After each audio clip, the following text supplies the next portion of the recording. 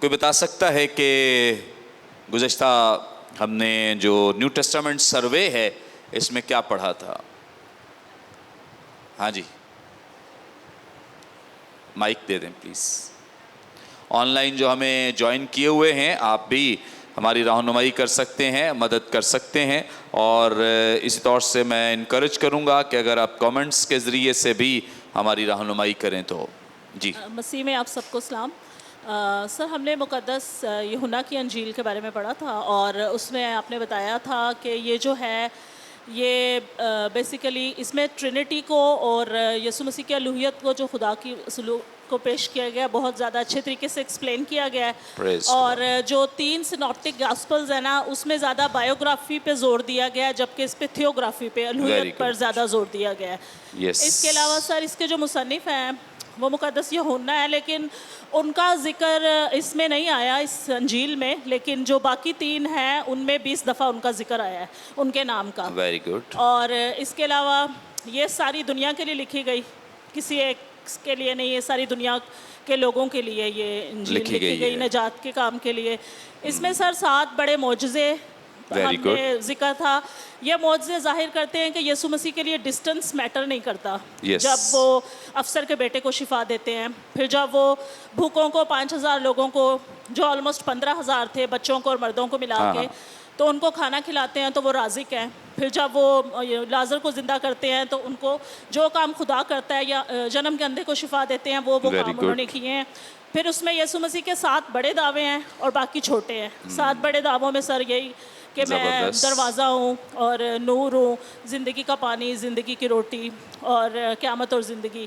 پھر سر آپ نے بتایا تھا کہ اس میں 2 بیریئر جو ہیں یسوع مسیح بریک کرتے ہیں. ایک تو یہ کہ جو سامریا سے ہو کر ان کو جانا تھا، سامری عورت کے پاس جب وہ جاتے ہیں تو وہ جو یہودی عورت سے نفرت کرتے ہیں یا اسے کمتر سمجھتے ہیں، یسوع مسیح نے اس بیریئر کو بھی بریک کیا.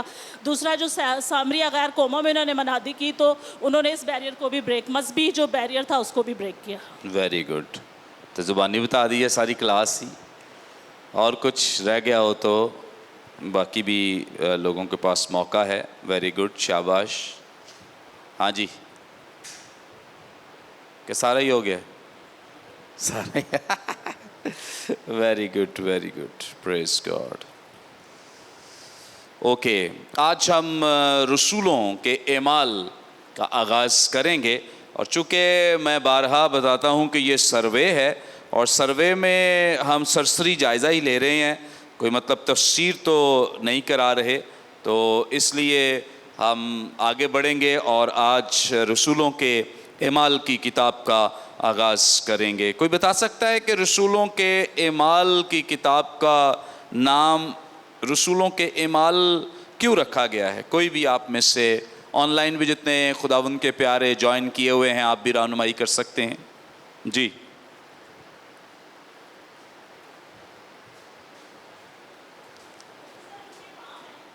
مائک دے دیں. کیمرہ بھی کر دیا کریں یار ذرا. Very good. سر انہوں نے پاک روح ملنے کے بعد جو کام کیے ہیں، جو بڑے بڑے معجزے دکھائے ہیں اور جو سارا کچھ کیا ہے، اعمال ہیں، اس لیے ان کا نام رسولوں کے اعمال ہے کیونکہ ان کی زندگی کے بارے میں ہے. بالکل درست. اور کوئی؟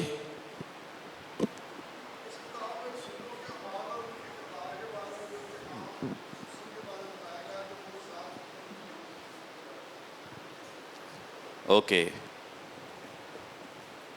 گڈ. ٹھیک ہے، آگے بڑھیں گے اور میں آپ کی اس تعلق سے رہنمائی کروں گا تاکہ ہم اس کو مزید ڈیٹیل کے ساتھ جان سکیں، سمجھ سکیں، انڈرسٹینڈ کر سکیں. اوکے، تو جو رسولوں کے اعمال کی کتاب ہے اس کا نام یہ کیوں رکھا گیا ہے؟ ڈی اے کارسن کا کہنا ہے کہ جب ڈی اے کارسن جو ہیں وہ نیو ٹیسٹمنٹ کے بہت زبردست اسکالر ہیں. آپ جب کمنٹریز پڑھتے ہیں انگلش زبان میں جو نیو ٹیسٹمنٹ کی ہے تو ڈی اے کارسن کا نام ہمیشہ اچھے لفظوں میں یاد کیا جاتا ہے. سو ڈی اے کارسن کی جو کمنٹریز ہیں ضرور آپ پڑھا کریں، بڑی بابرکت ہیں، بڑی انفارمیٹیو ہیں. ڈی اے کارسن کا کہنا ہے کہ جب مقدس لوکا نے اس کتاب کو قلم بند کیا تھا، لکھا تھا، تو اس کا کوئی نام نہیں تھا۔ یہ چونکہ 2 رسالے لکھے گئے تھے، ایک پہلا اور ایک دوسرا، اس کا نام نہیں تھا۔ تو دوسری صدی میں ابتدائی مسیحیت کی تاریخ کی دوسری جلد کو رسولوں کے اعمال کا نام دیا گیا۔ کیوں دیا گیا؟ اس کتاب کو اس وقت یہ نام اس لیے دیا گیا چونکہ یہاں ایک شخص تھا جس کا نام مارکیون ہے۔ میں یہ ذرا آپ کو لکھ بھی دیتا ہوں آپ کی مدد کے لیے۔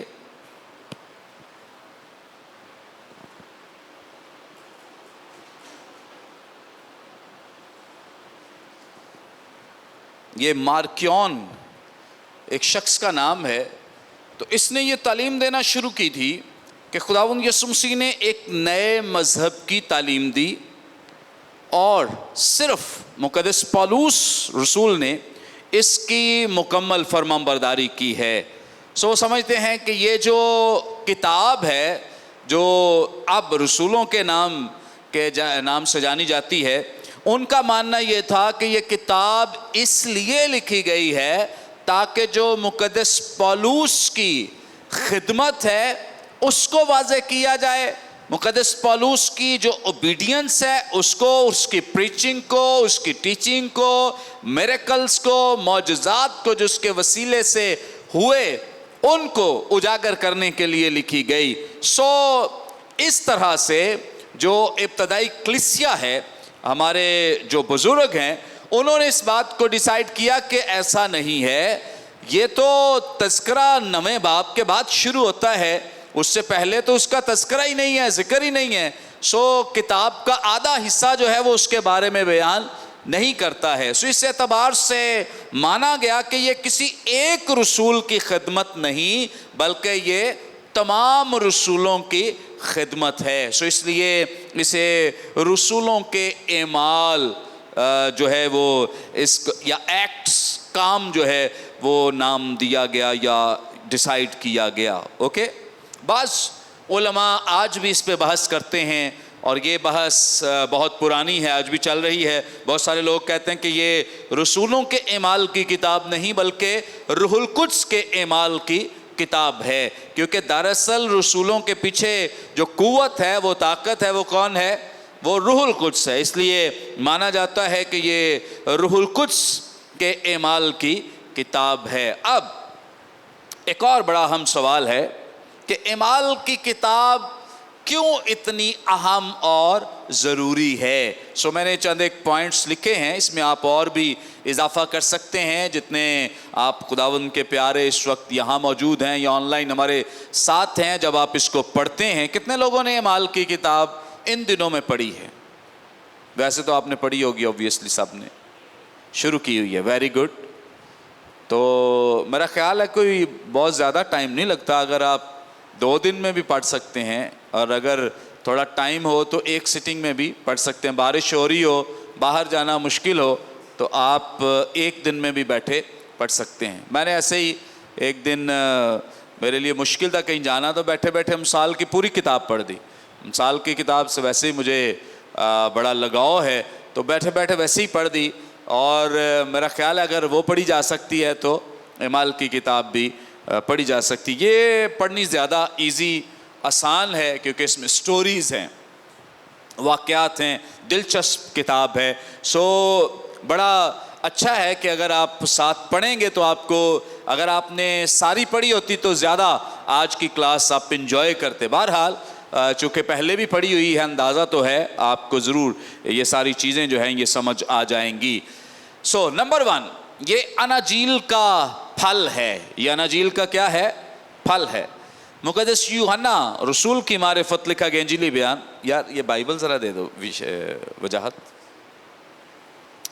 اس کا 12واں باب اور اس کی 24ویں آیت۔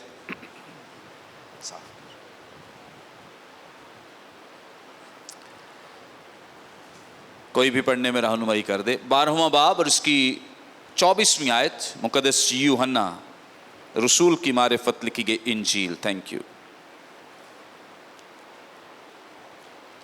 ہاں جی، کوئی پڑھیں گے یا میں پڑھ دوں پھر؟ مقدس यूहन्ना रसूल की मारिफत लिखी गई इंजील, इसका 12वां बाब और इसकी 24वीं आयत।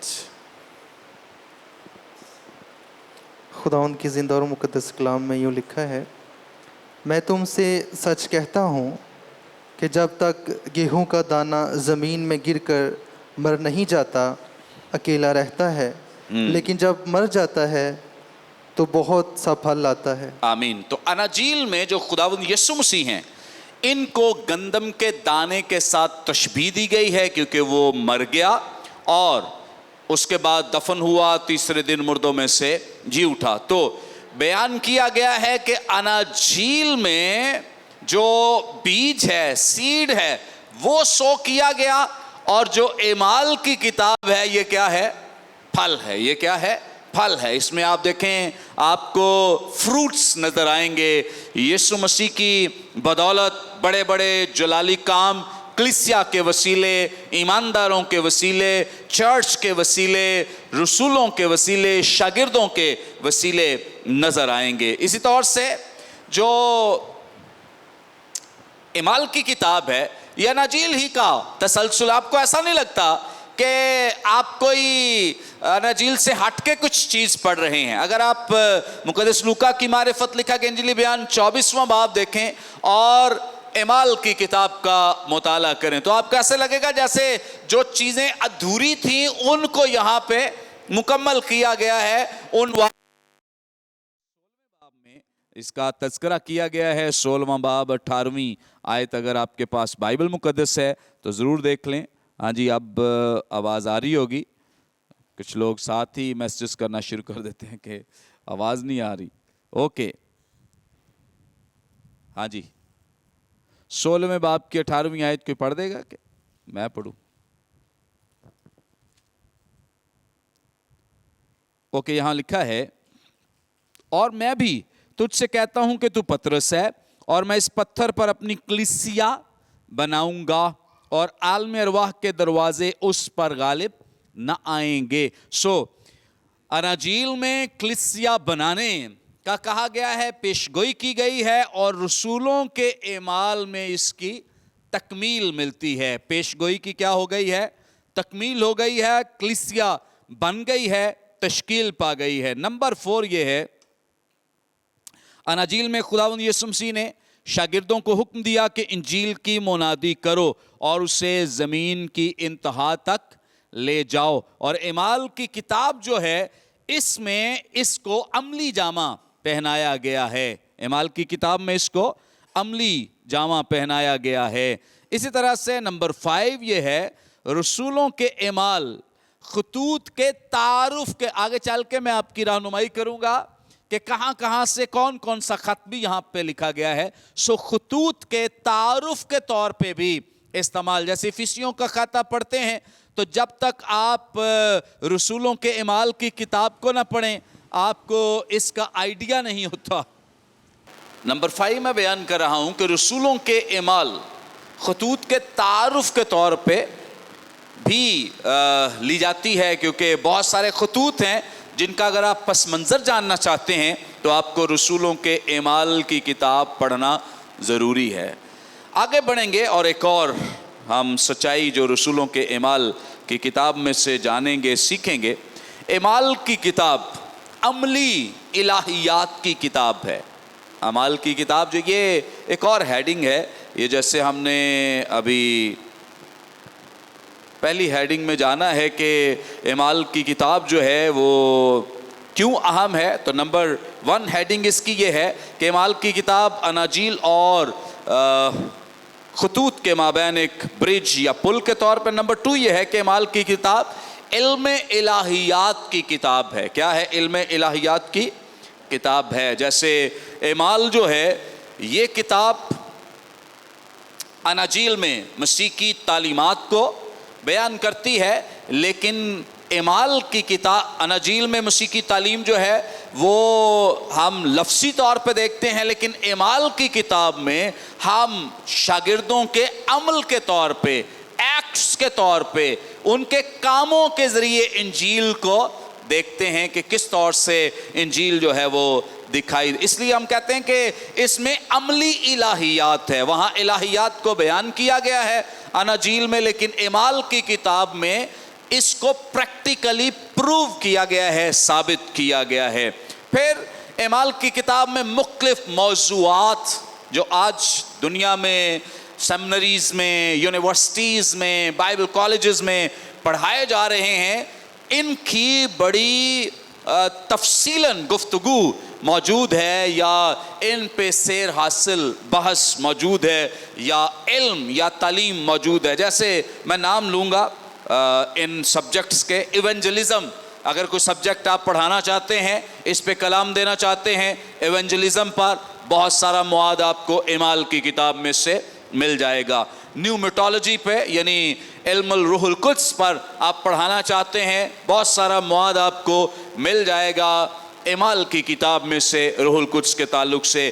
مشن پر آپ اپنے چرچ کو پڑھانا چاہتے ہیں، لیڈ کرنا چاہتے ہیں، ان کی ہیلپ کرنا چاہتے ہیں، مدد کرنا چاہتے ہیں، رہنمائی کرنا چاہتے ہیں، مشن پر آپ کو اعمال کی کتاب میں سے بہت سارا مواد مل سکتا ہے. چرچ پلانٹ کرنا چاہتے ہیں، چرچ پلانٹنگ کے تعلق سے چرچ اپنے مزید قائم کرنا چاہتے ہیں، تو کیسے کر سکتے ہیں، کیا فارمولاز ہیں، کیا طریقہ کار ہیں، کس طرح سے آرڈینیشن ہوتی ہے، کس طرح سے خدا کے خدام کو مقرر کیا، سب آپ کو رسولوں کے اعمال میں سے مل جائے گا.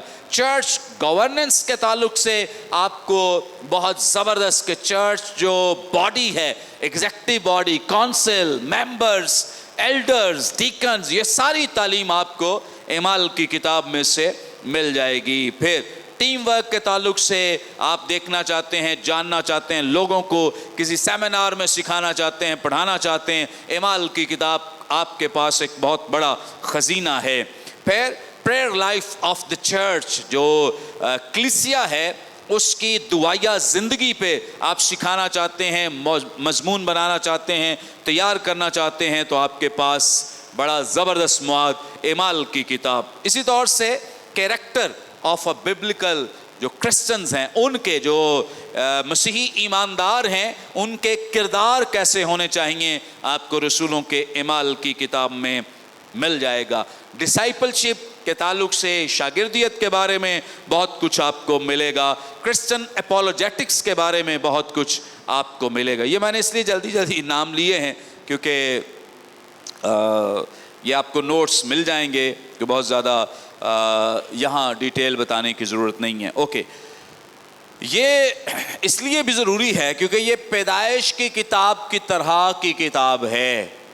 یہ کیسی کتاب ہے؟ جیسے پیدائش کی کتاب ہے. جیسے پیدائش کی کتاب میں ابتدا ہوتی ہے بہت ساری چیزوں کی، تو یہاں بھی انجیل کی منادی کی ابتدا ہوئی ہے، کلیسیا کی ابتدا ہوئی ہے، روح القدس کے کاموں کی ابتدا ہوئی ہے، رسولوں کی منادی کی ابتدا ہوئی ہے. سو رسولوں کے اعمال کی کتاب بہت ساری چیزوں کی شروعات اور آغاز کی بات کرتی ہے. اوکے، اب ایک اور اس کی اہم بات جو میں آپ کے ساتھ شیئر کرنے کو ہوں، اعمال کی کتاب نئے عہد کی واحد کتاب ہے جو نامکمل کتاب ہے.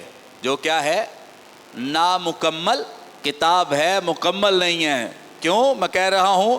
آپ جتنی بھی کتب پڑھیں گے، 26 کی 26 کتابیں نیو ٹیسٹامنٹ کی، آپ کو ہر کتاب کے آخر میں آمین لکھا ملے گا.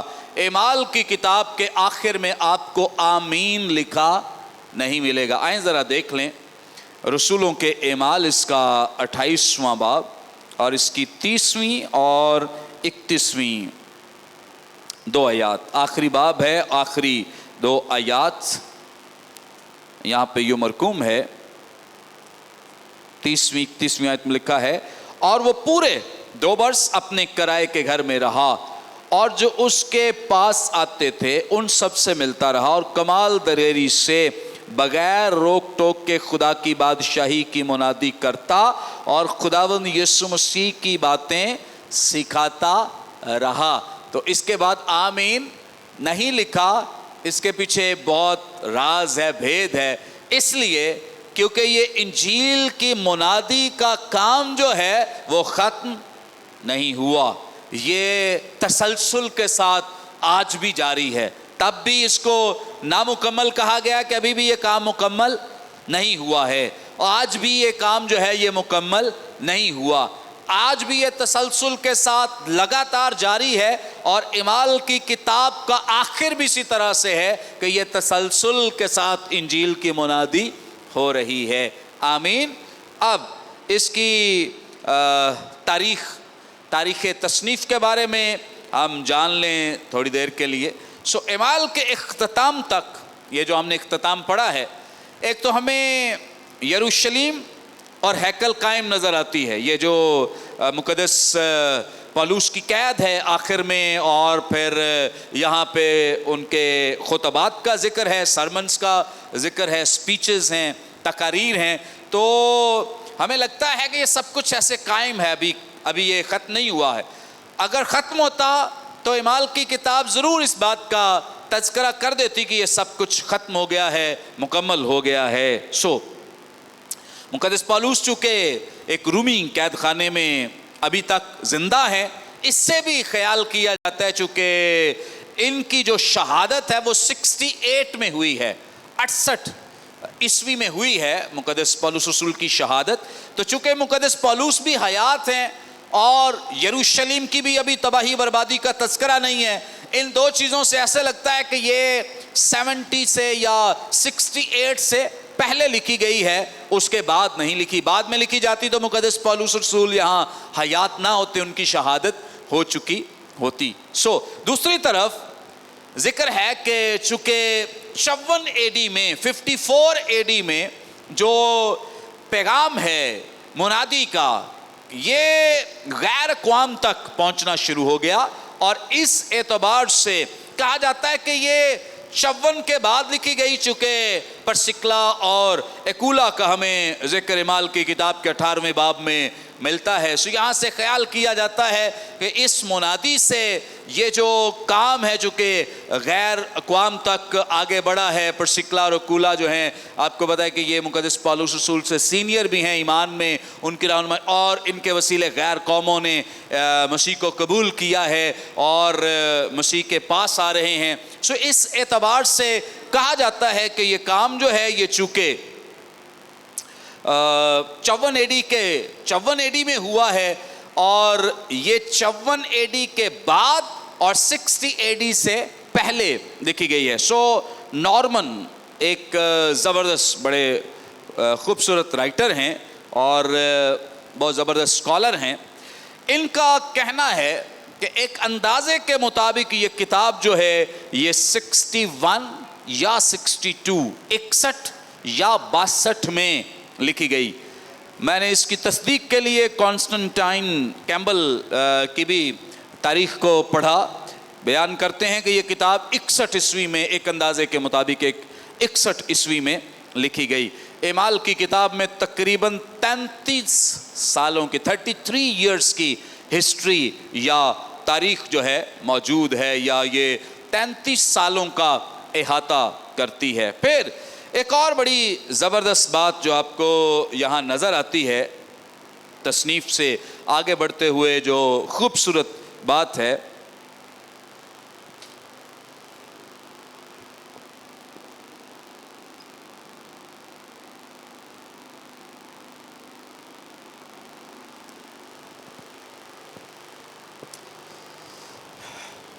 ایک نیا پوائنٹ ہے، وہ اور ہم۔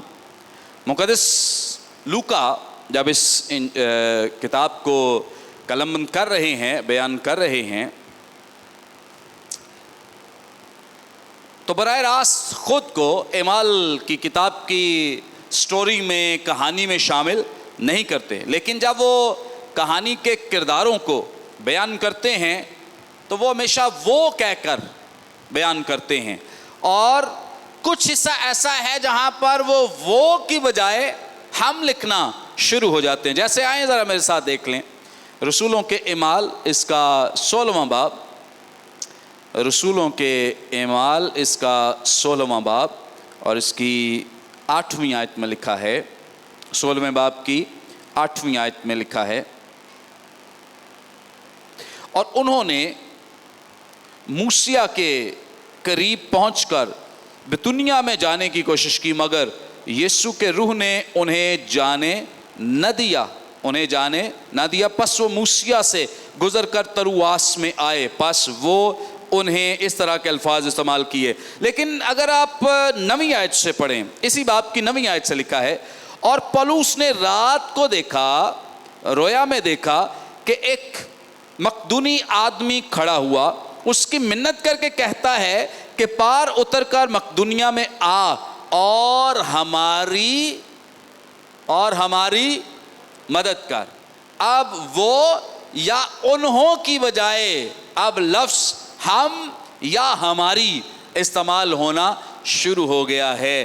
तो इसका मतलब ये है कि इससे जो स्कॉलर्स अंदाज़ा लगाते हैं कि ये जो आखिरी हिस्सा है 16वें बाब की 9वीं आयत से लेकर 28वें बाब की 31वीं आयत तक का जो हिस्सा है, इस हिस्से के चश्मदीद गवाह हैं मुकद्दस लूका।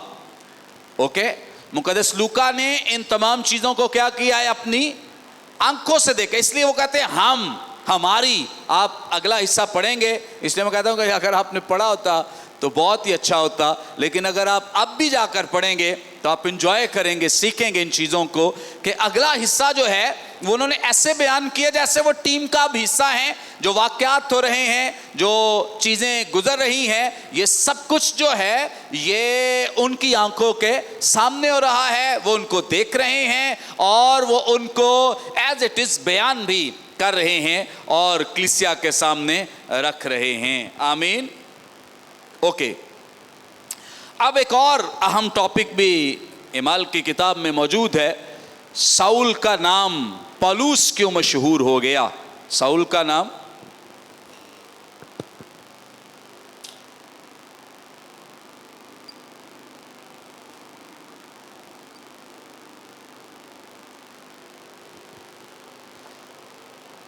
हाँ जी, जवाब देगा कोई भी कि साउल का नाम जो है ये पौलुस के नाम से क्यों मशहूर हुआ? आमतौर पे तो आपको पता है, बहुत सारे लोग ये समझते हैं कि शायद इसका नाम जो है साउल से बदल कर क्या रखा गया? पौलुस रखा गया। लेकिन अगर आप एमाल ही की किताब को देखें तो उसकी तब्दीली 9वें बाब में हुई है। 9वें बाब के बाद भी मुकद्दस लूका ने साउल बहुत दफ़ा इस्तेमाल किया है। साउल बरनबास, बरनबास साउल, साउल बरनबास। तो इसका मतलब ये है कि अगर नाम तब्दील हो जाता तो मुकद्दस लूका उसे फिर दोबारा साउल ना लिखते। तो कोई बताए कि क्यों ये मशहूर हुआ इसका नाम जो है पौलुस? कोई भी आप में से?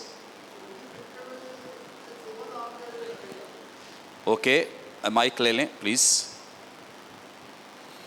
यहूदियों में यानी बच्चे के जरा 2 नाम रखे जाते थे, तो इनका एक नाम जो ये साउल था, दूसरा पौलुस था। ओके, ये भी बात दुरुस्त है कि इनका जो साउल नाम है ये ज्यूइश नाम है, यहूदी नाम है, और ये इनका रूमी नाम है पौलुस जो है। ओके, ये भी दुरुस्त है। सो जिन लोगों को ये गलत फहमी रही है या गलत फहमी फैलाते हैं या इस गलत फहमी को सुनते हैं, उनको ज़रूर दूसरों की रहनुमाई करनी चाहिए कि मुकद्दस पौलुस रसूल का नाम जो है यह तब्दील नहीं हुआ, बदला नहीं गया। ऑलरेडी उनका साउल नाम जो है ये यहूदी नाम है और पौलुस नाम जो है ये उनका रूमी नाम है, तब्दील नहीं हुआ है। लेकिन मेरा सवाल ये है कि इनका नाम अब आप आगे चल के खतूत में भी, एमाल में भी साउल की बजाय पौलुस ज़्यादा सुनते हैं, इसकी वजह क्या है? सवाल ये है। ओके, कोई भी? हाँ, माइक ले लें, माइक दे दीजिए।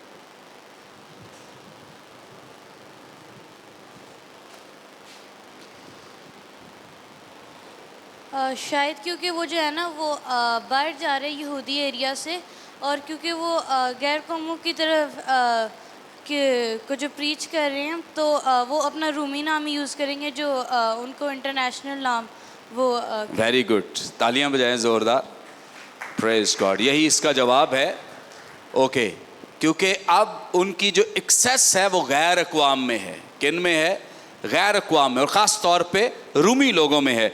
और रूमी लोगों में एक्सेस होने की वजह से, मुनादी करने की वजह से उन्हें ज़रूरत थी कि उनका नाम क्या पुकारा जाए?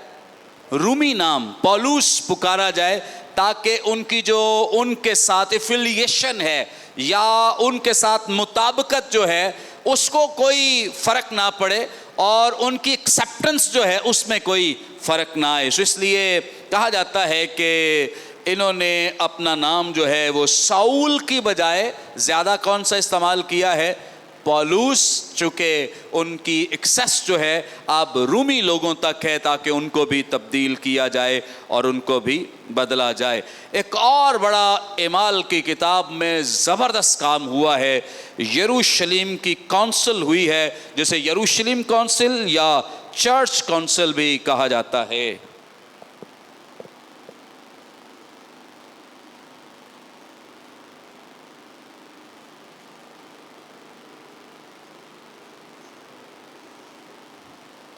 ओके, चर्च काउंसिल या यरूशलेम काउंसिल, दो नाम इनको दिए जाते हैं, कोई भी आप इस्तेमाल कर सकते हैं। कोई बताए कि ये एमाल की किताब के किस चैप्टर या बाब में हुई है? देखा आपने, पढ़ा नहीं। ऑनलाइन कोई बता दे, बाद में कहते हैं जी आपने हमें नहीं पूछा, आज पूछ रहे हैं आपसे। फ़ोन नदीम साहब आपके पास है, देखें ज़रा कोई। ओके, हाँ जी, गैस से लगा दें कोई, कई दफ़ा तुक्के ही चल जाते हैं बड़े। हाँ एलेक्स, आपने नहीं ना पढ़ी? पढ़ी हुई है पहले की, अभी तो नहीं पढ़ी, स्टार्ट है। वेरी गुड, शाबाश। और कोई? हाँ हाँ, गैस कामयाब हो गया, तालियां बजाएं इनके लिए भी। Very good. अच्छा, ये पहली काउंसिल है, ये ज़रूर आपने पढ़नी है। 15वें बाब को पूरा ही पढ़ें, एमाल की किताब एंजॉय करें, मज़े लें। लेकिन 15वें बाब को जब आप पढ़ेंगे तो आपको पता चलेगा कि ये पहली काउंसिल हुई है चर्च की। हुआ क्या है? प्रॉब्लम हुआ है, मसला हुआ है, गैर कौमों से लोग आ रहे हैं और उनको शामिल करने के लिए। अच्छा, यहूदी फ़िरके में जब गैर कौमों से लोग शामिल होते थे तो मर्दों का तो खतना करते थे, ख़वातीन के लिए क्या करते थे? हाँ जी, बहन मरियम। हाँ, मखसूसियत। ओके ओके, ख़वातीन को वो बपतिस्मा दिया करते थे। क्या करते थे? बपतिस्मा दिया करते थे। अब खैर ये चूँकि जो मसीही हैं, इनमें से बेशतर तो वो हैं जो यहूदी हैं। पहले क्या थे? यहूदी थे। और हुआ ये है कि जब ये यहूदियत में होते हुए मसीह को एक्सेप्ट करते, कबूल करते हैं, और इनके तो खतने ऑलरेडी हुए हैं। अब मसीह के आसमान पर उठाए जाने के बाद जब मुकद्दस पतरस के वसीले से जो एक्सेस है वो बड़ी है गैर कौम में, जब कुरनीलियस गैर कौम से ईमान लाया है, जब उसको एक रोया भी आया है, वो ऐसे एनिमल्स को देखता है जो कि नापाक हैं, होली नहीं हैं, तो इस रोया का भी आपने तज़किरा पढ़ा है। फिर उसकी एक्सेस पढ़ी है, मुकद्दस पौलुस की खिदमत देखी है और रसूलों की खिदमत जो गैर अक़वाम में हुई है। अब सवाल इनके माबैन ये चल रहा है, पैदा हुआ है कि भाई इनका खतना होना चाहिए या नहीं होना चाहिए। अब ये सवाल चूँकि मुकद्दस पौलुस और दीगर लोगों से चल रहा है, तो कलीसियाई जो बुज़ुर्ग हैं वो दरअसल जो रहनुमा है वो मुकद्दस पतरस रसूल हैं, और जो इनके साथ मुकद्दस यूहन्ना और दीगर बुज़ुर्ग याकूब शामिल हैं। सो ये सवाल यहाँ आया है, और जो 15वां बाब है ये हमारी रहनुमाई करता है कि यहाँ यूनानिमसली मुतफ़िक़ा तौर पर ये डिसीजन लिया गया है कि भाई अब इन लोगों को जो गैर कौम से मसीहियत में आ रहे हैं, इन्हें इनकी बॉडीज़ को तकलीफ़ देने की ज़रूरत نہیں ہے, ان کے ختنے کرنے کی ضرورت نہیں ہے. ان کو جیسے وہ آ رہے ہیں مسیحیت میں انہیں ایکسیپٹ کیا جائے, قبول کیا جائے اور انہیں کلیسیا کا حصہ بنایا جائے. آمین. سو یہ یونانیمسلی. اب ایک اور سوال یہاں پہ پیدا ہوتا ہے, آئیں ذرا دیکھ لیں مقدس لوکا نے جو اعمال کی کتاب کا 16واں باب لکھا ہے, اس کی ذرا تیسری آیت میرے ساتھ دیکھیں. یہاں پہ لکھا ہے, اچھا پہلی بھی چلے تیسری آیت پڑھ لیتے ہیں چونکہ ٹائم ہمارے پاس کم ہے, میں چاہتا ہوں کہ اس کو آج کمپلیٹ کیا جائے. پولوس نے چاہا کہ یہ میرے ساتھ چلے, یہ تیموتھیوس کی بات ہو رہی ہے, اوپر تیموتھیوس کا ذکر ہے, یہ میرے ساتھ چلے یعنی تیموتھیوس میرے ساتھ چلے, پس اس کو لے کر ان یہودیوں کے سبب سے جو اس نواح میں تھے اس کا ختنہ کر دیا, کیونکہ وہ سب جانتے تھے کہ اس کا باپ کیا ہے, یونانی. اب مقدس پولوس 15ویں باب میں اس ڈیسیژن کا حصہ ہیں, اس فیصلے کا حصہ ہیں. خود ہی انہوں نے سوال کیا تھا, خود ہی نے جواب ملا ہے بھائی ختنہ کرانے کی ضرورت نہیں ہے, لیکن اب یہ غیر قوم کا شخص آیا ہے تو اس کا کیا کر دیا ہے, ختنہ کر دیا ہے. کیا وجہ ہو سکتی؟ اب ہاں لیڈرشپ کا کام کرنا ہے تو اس کا مطلب لیڈر سارے ختنہ کرائیں. ہاں وہ تو ہم سبھی غیر قوم سے ہیں. اوکے, اور کوئی؟ ہاں جی, کیا وجہ ہو سکتی؟ شاباش, آن لائن بھی بتا سکتے ہیں کوئی بھی.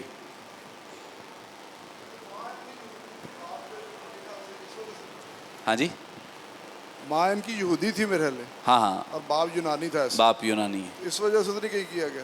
اوکے, یہ بھی. اچھا, اس کا جواب اسی آیت میں جو میں نے پڑھی ہے. مجھے یہ تھا کہ میں بعد میں پڑھتا سوال پوچھنے, لیکن آپ نے غور ہی نہیں کیا. یہاں پہ لکھا ہے پولوس نے چاہا کہ یہ میرے ساتھ چلے, پس اس کو لے کر ان یہودیوں کے سبب سے. کن کے سبب سے؟ کیوں ختنہ کرایا اس کا؟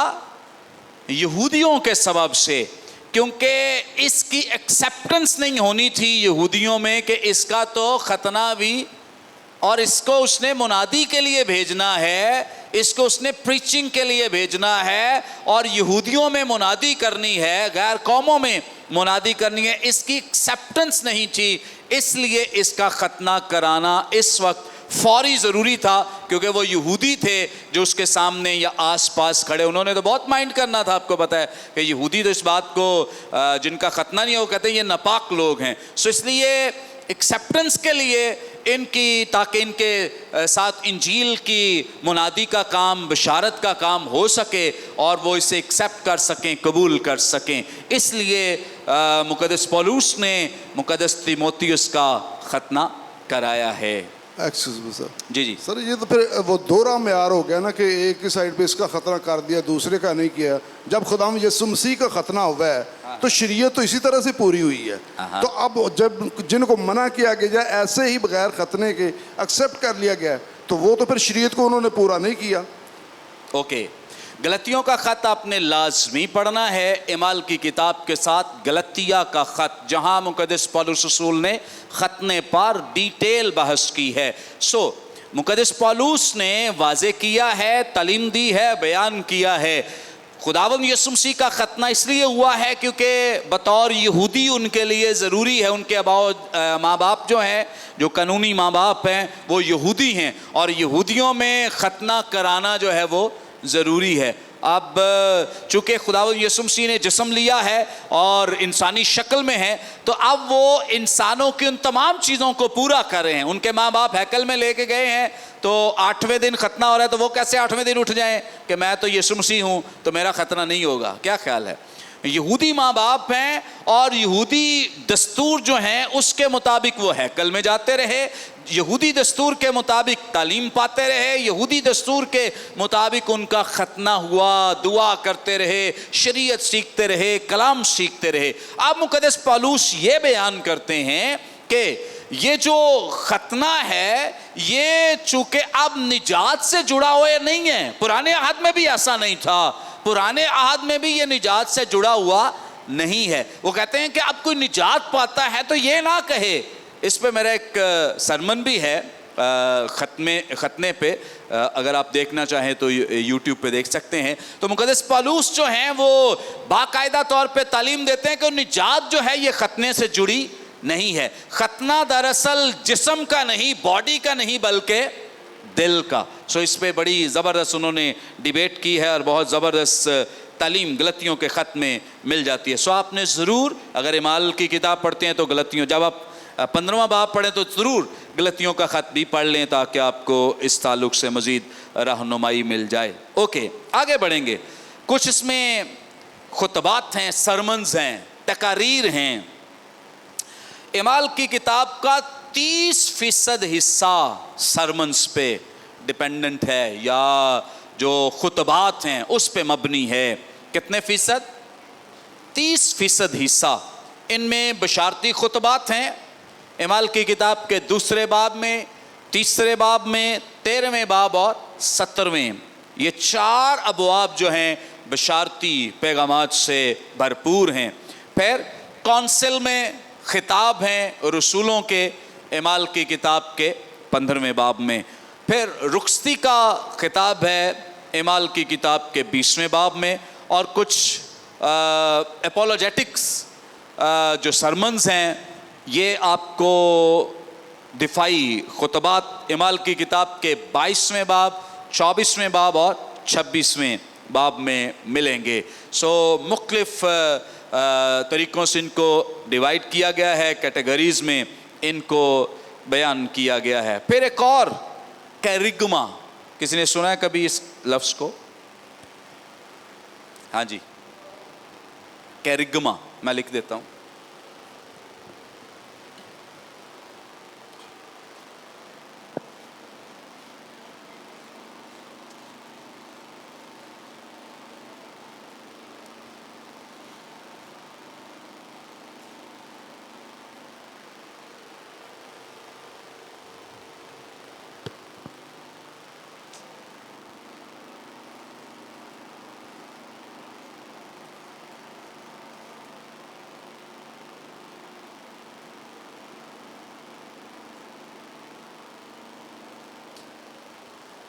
ہاں جی، کیرگما لفظ سنا ہو کبھی کسی نے تو ضرور بتائے، رہنمائی کرے. ہاں جی اوکے، نہیں تو ہم آگے بڑھیں گے. یہ یونانی زبان کا لفظ ہے. اس کا مطلب ہے پروکلیم کرنا، اعلان کرنا، بشارت دینا، منادی کرنا. کیرگما کا کیا مطلب ہے؟ منادی کرنا، بشارت دینا، پروکلیم کرنا، اعلان کرنا. اور چونکہ یہ ایک مسیحی اصطلاح ہے اس لیے اس کا مطلب ہے خوشخبری کے منادی کرنا، خوشخبری کی منادی کرنا. اعمال کی کتاب میں آپ کو یہ جو کیرگما ہے بہت وسیع پیمانے پہ ملے گا. میں نے کچھ پوائنٹس لکھے ہیں لیکن اس سے بھی زیادہ پوائنٹس موجود ہیں کیرگما کے تعلق سے. اوکے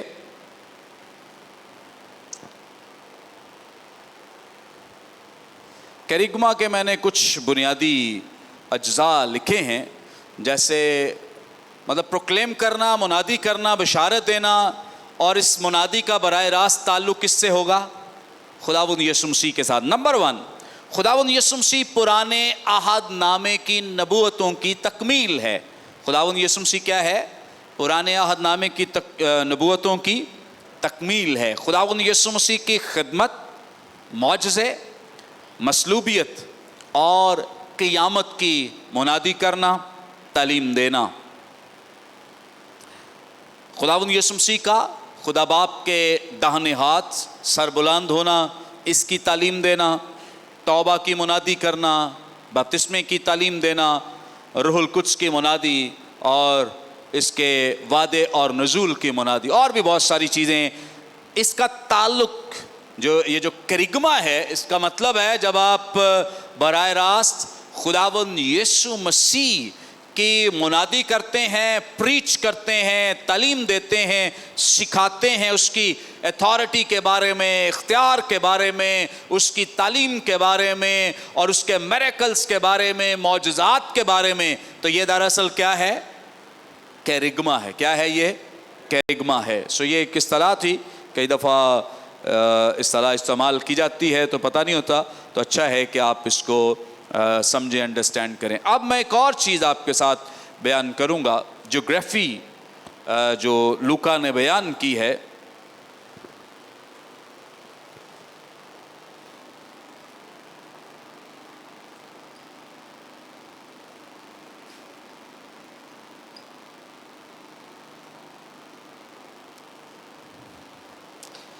मुक़द्दस लूका ने जो जोग्राफिया बयान किया है, या जो ज़मीनी जो खद्दोखाल हैं उनका तज़किरा किया है, थोड़ा सा ज़िक्र इसका भी हो जाए।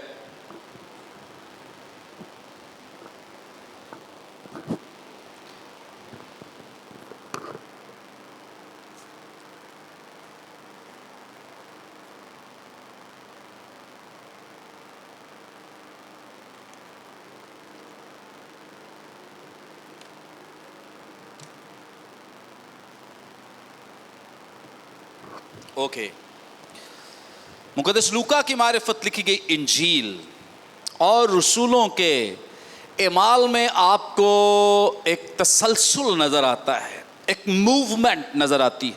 साकत नहीं है बल्कि एक मूवमेंट है, और आपको एक ऐसे जैसे कोई सफ़र नज़र आता है कि कहीं से कोई चल रहा है, किसी की तरफ सफ़र हो रहा है।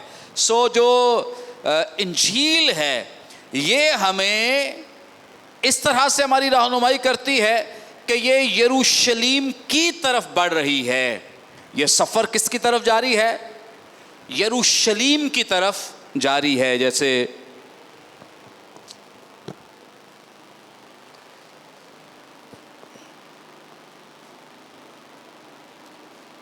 ये यरूशलेम है और ये समझ लें कि आगाज़ है। इंजील में अभी मैं हवाला आपको बता देता हूँ। तो ये सफ़र जो है ये चल रहा है। ओके, तो किस तरफ जा रहा है सफ़र? बंद कर दें। यरूशलेम की तरफ जा रहा है। आए ज़रा मेरे साथ देख लें मुक़द्दस लूका की मारिफत लिखी गई इंजील, इसका 9वां बाब। मुक़द्दस लूका की मारिफत लिखी गई इंजील, इसका 9वां बाब और इसकी 51वीं आयत। 9वें बाब की, यार ये नई बाइबल आपने दे दी है तो पेज जल्दी खुलते नहीं हैं। 9वें बाब की 51वीं आयत, यहाँ पे लिखा है, जब वो दिन नज़दीक आए कि वो ऊपर उठाया जाए तो ऐसा हुआ कि उसने यरूशलेम जाने को कमर बांधी। क्या किया? यरूशलेम जाने को। सफ़र का आगाज़ है। क्या हुआ है? सफ़र का आगाज़ हुआ। किस तरफ सफ़र जा रहा है? यरूशलेम की तरफ। किस तरफ सफ़र जा रहा है? तो मुक़द्दस लूका रहनुमाई करेंगे आप 9वें बाब से इसका आगाज़ कर लें। मुक़द्दस लूका, अच्छा, जब भी आपने माल की किताब पढ़नी है ना, आपके लिए ज़रूरी है कि साथ मुक़द्दस लूका की मारिफत लिखी गई इंजील भी पढ़ें। आपको ज़्यादा अंडरस्टैंडिंग होगी, ज़्यादा फ़हम होगा, समझ आएगी इस किताब को समझने के लिए। ओके, सो 9वां बाब आगाज़ करता है सफ़र को, कि ये सफ़र जो है ये जारी है और किस तरफ जा रहा है? यरूशलेम की तरफ। खुदावंद यीशु मसीह ने अब कमर बांध ली है, क्योंकि अल्टीमेट उनका पर्पस, मकसद क्या है वो बारहा दीगर अनाजील में भी बयान करते हैं कि मुझे यरूशलेम जाना है, मुझे यरूशलेम जाना। ऐसे जैसे उनकी ये मंजिल है, ऐसे जैसे उन्होंने यहाँ पे कोई बड़ा कारनामा सरअंजाम देना है। और हम देखते भी हैं जब खुदावंद यीशु मसीह शाहाना तौर पे यरूशलेम में दाखिल हुए हैं, बड़ा एक इस्तकबाल किया गया है, बहुत सारे लोगों ने उन्हें वेलकम कहा है, खुशामदेद कहा है। उसके बाद ये वही प्लेस है जहाँ पर खुदावंद यीशु मसीह ने आकर हैकल की सफाई की है, लोगों को यहाँ पे प्रीच किया, हैकल की तबाही बर्बादी की पेशगोई भी की है, बताया। और ये वही प्लेस है जहाँ खुदावंद यीशु मसीह ने अपनी जान भी दी है। इसलिए वो बार बार कहता है मुझे यरूशलेम جانا ہے. سفر ایسے جیسے کوئی تسلسل جو ہے وہ قائم ہے کہ یسوع مسیح جانے کے لیے بار بار تعلیم دے رہے, سکھا رہے, شاگردوں کو قائل کر رہے ہیں کہ میں نے یروشلم جانا ہے. اب اس کے برعکس اگر آپ اعمال کی کتاب کو دیکھ لیں تو اعمال کی کتاب میں تھوڑا سا آپ کو کام منفرد نظر آئے گا, ڈفرنٹ نظر آئے گا.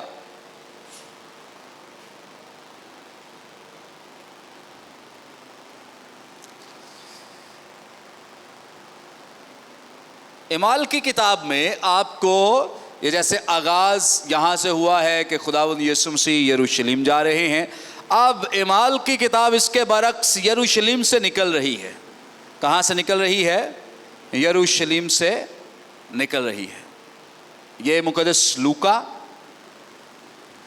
یروشلم کو جا رہے ہیں اور اعمال کی کتاب یروشلم سے باہر نکل رہی ہے. ابھی ہم دیکھتے ہیں ذرا کہاں کہاں یہ جاتی ہے, کس کس طرف یہ موو کرتی ہے. یہ یروشلم ہے, یروشلم ہے, اور اس کے بعد یہودیہ, سامریا, اور یہ ہے وہ 28واں اس کا باب, زمین کی انتہا. اوکے, سمجھ آ رہی ہے آپ کو؟ آغاز کہاں سے ہوا ہے؟ ایک سفر سے ہوا ہے. کہاں تک منزل ہے؟ یروشلم.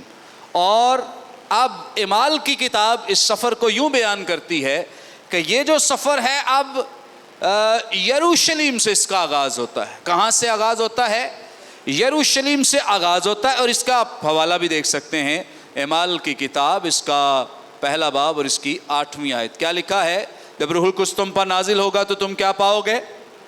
قوت پاؤ گے. اور کہاں کہاں؟ یروشلم. کہاں؟ یروشلم, تمام یہودیہ, پھر سامریا, پھر زمین کی انتہا. سو یہ آپ کو مقدس لوکا کی جو جیوگرافی ہے یا جو ان کی سینس ہے اس بات کو لے کر کہ کیسے وہ انجیل کے پیغام کو بیان کر رہے ہیں کہ یروشلم کو انہوں نے ایک مقدس مرکز قرار دیا ہے. یہ کیا ہے مقدس؟ یہ مرکز ہے. خداوند یسوع مسیح کا جو پڑاؤ ہے, خداوند یسوع مسیح کی جو ڈیسٹنی ہے, خداوند یسوع مسیح کی جو منزل ہے وہ کہاں ہے؟ یروشلم. اور اب وہ بیان کریں کہ اس مقدس مرکز سے یہ انجیل جو ہے اب جا رہی ہے کس طرف؟ یہودیہ, سامریا اور زمین کی. اس لیے آپ کو یہاں یہ کلوز نظر نہیں آتی ہے اعمال کی کتاب. اوکے, آپ نے دیکھا نا کہ اعمال کی کتاب واحد کتاب ہے جس کے آگے آمین لفظ نہیں موجود ہے, لکھا نہیں گیا, کیونکہ یہ آگے سے بند نہیں ہے بلکہ یہ اوپن ہے, کیونکہ یہ زمین کی انتہا کی طرف اب بڑھ رہی ہے. اس کا آغاز کہاں سے ہوا ہے؟ یروشلم سے, پھر تمام یہودیہ, سامریا اور زمین کی انتہا تک یہ انجیل جو ہے پہنچ رہی ہے. آمین. تو روم جو ہے, چونکہ رومی گورنمنٹ ہے, رومی حکومت ہے, روم خود کو دنیا کا مرکز سمجھتا ہے. کیا سمجھتا ہے؟ دنیا کا مرکز سمجھتا ہے. روم جو ہے, یہ جو زمین کی انتہا, یہاں چونکہ روم میں مقدس پولس کہاں قید تھے؟ روم میں. کہاں قید تھے؟ یہ جو 28واں باب ہماری رہنمائی کرتا ہے, کہاں پر قید تھے وہ؟ روم کی قید میں تھے. اور یہ اپنے آپ کو کہتے ہیں کہ ہم دنیا کا کیا ہیں؟ مرکز ہیں. یہ مقدس مرکز سے چلی ہے اور دنیا کے مرکز تک پہنچ گئی ہے. کہاں پہنچ گئی ہے؟ دنیا کے مرکز تک. یعنی یہ یروشلم سے شروع ہوئی ہے اور روم تک آپ پہنچی ہے. آمین. سو یہ جو جغرافیہ ہے کوئی انہوں نے لکھ کے بیان نہیں کیا ہے, انہوں نے اس کو لکھ کے بیان نہیں کیا ہے, بلکہ یہ خاموش جغرافیہ ہے. کیسا ہے؟ خاموش جغرافیہ ہے. لیکن حکمت عملی جو ہے, اسٹریٹجی جو ہے مقدس لوکا کی, وہ بڑی زبردست ہے تو سائلنس. مطلب کسی کو ایسا تو نہیں کہ وہ لکھ رہے ہیں کہ میں اس پیغام کو مقدس مرکز تک لے جا رہا ہوں پھر میں یہاں سے نکالوں گا, لیکن آپ کو ان کی اسٹریٹجی یہ نظر آ رہی ہے کہ وہ کر یہ رہے ہیں. اوکے, بیان تو نہیں کر رہے کہ میں کیا کر رہا ہوں, لیکن ان کی اسٹریٹجی جو ہے, حکمت عملی جو ہے, خاموشی میں وہ یہی ہے کہ پیغام یروشلم سے, مرکز سے, جو دنیا کا مرکز ہے, مقدس مرکز ہے, یہاں سے نکلے گا اور پھر پوری دنیا کی طرف پھیلے گا. آمین. سمجھ آ رہی ہے کہ نہیں؟ ایک اور بڑا اہم پوائنٹ کرسچن اپولوجیٹکس کے حوالے سے. کس حوالے سے پڑھا بھی ہے سبجیکٹ ہم نے, کرسچن اپولوجیٹکس. کیا مطلب ہے اس کا اپولوجیٹکس کا؟ مسیحی ایمان کا دفاع. مسیحی ایمان کا دفاع. اعمال کی کتاب حیران کن خصوصیت یہ رکھتی ہے, ایک اور جو خصوصیت اس میں پائی جاتی ہے وہ یہ ہے کہ یہ وہ واحد کتاب ہے جو مقدس پولوس کے مقدمات اور جو اپولوجیٹکس جو سرمنز ہیں ان کو ڈیٹیل کے ساتھ بیان کرتی ہے, تفصیل کے ساتھ بیان کرتی ہے. پوری کتاب کا تقریباً 1/4 حصہ جو ہے وہ اپولوجیٹکس سرمنز پائے جاتے ہیں. کون سے؟ اپولوجیٹکس یا مسیحی ایمان کے دفاع کے لیے یہ جو حصہ ہے یہ مختص کیا گیا ہے. 22ویں باب سے لے کر 28ویں باب تک 1/4 حصہ 22ویں باب سے لے کر 28ویں باب تک, یعنی اتنا یہ طویل حصہ اپولوجیٹکس کے لیے مختص کیا گیا ہے, مقرر کیا گیا ہے, الگ کیا گیا ہے. یہ فین بند کر دیں سنو کے.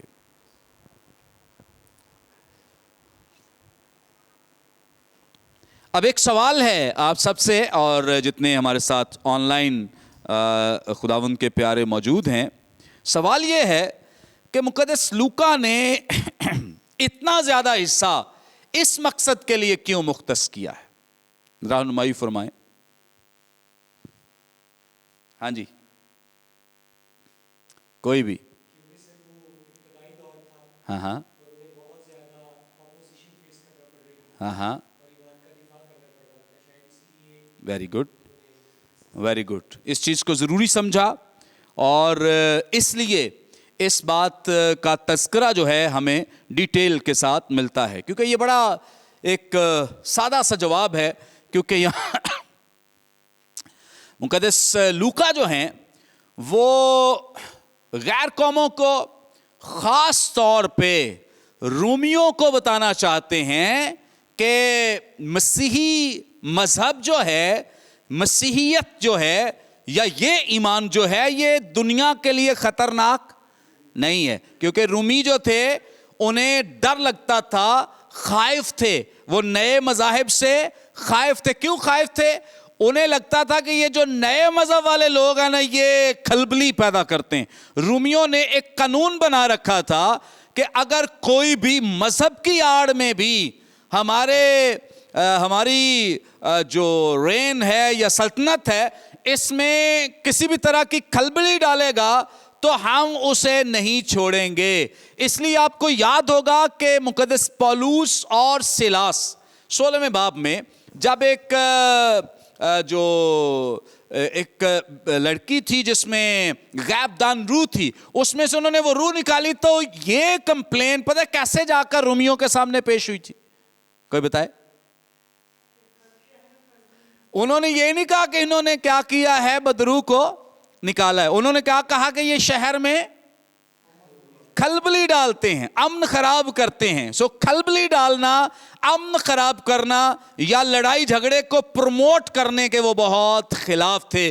وہ چاہے کوئی بھی مذہب, کوئی بھی فرقہ ہو, وہ اس کے اگینسٹ تھے. اس لیے مقدس لوکا نے اس بات کا جو ہے یہ ایک بڑا حصہ اس کے لیے مختص کیا, مقرر کیا, تاکہ رومیوں کو یہ بتایا جائے کہ بھائی ہم ان لوگوں میں سے نہیں ہے. مسیحی جو مذہب ہے یہ امن پسند لوگ ہیں, یہ محبت پیار کرنے والے لوگ ہیں. اس لیے مقدس لوکا نے 3 ایسے خطبات کا تذکرہ بھی کیا ہے جس میں آپ کو نظر آئے گا کہ مقدس پولوس جو ہیں وہ اس بات کی واضح طور پہ انہیں تعلیم دے رہے, سکھا رہے ہیں, اور رومی افسروں کے سامنے یہ سپیچز جو ہیں یہ کی جا رہی ہیں. میں اس میں سے ایک ضرور چاہتا ہوں کہ اس کا تھوڑا حصہ ہم پڑھ لیں.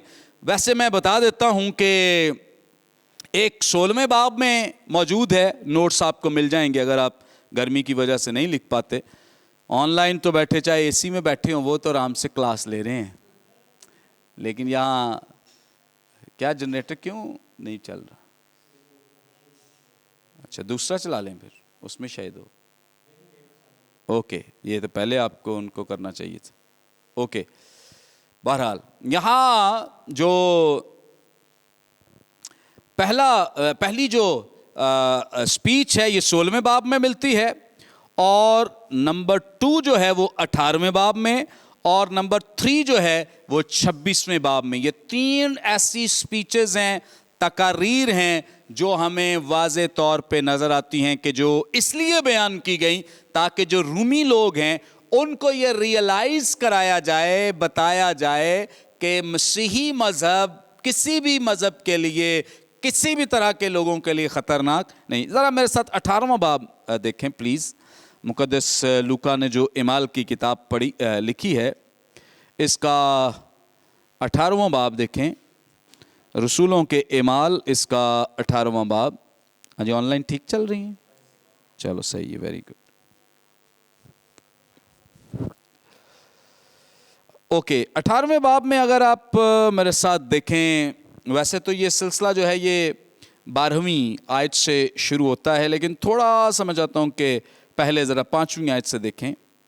لکھے جب سلاس اور تیموتھیوس مقدونیہ سے آئے تو پولوس کلام سنانے کے جوش سے مجبور ہو کر یہودیوں کے آگے گواہی دے رہا تھا کہ یسوع ہی مسیح ہے. جب لوگ مخالفت کرنے اور کفر بکنے لگے تو اس نے اپنے کپڑے جھاڑ کر ان سے کہا, تمہارا خون تمہاری ہی گردن پر, میں پاک ہوں, اب سے غیر قوموں کے پاس جاؤں گا. پس وہاں سے چلا گیا اور تیتس یوستس نام ایک خدا پرست کے گھر گیا جو عبادت خانے سے ملا ہوا تھا, اور عبادت خانے کا سردار کرسپس اپنے تمام گھرانے سمیت خداوند پر ایمان لایا, اور بہت سے کرنتھی سن کر ایمان لائے اور بپتسمہ لیا.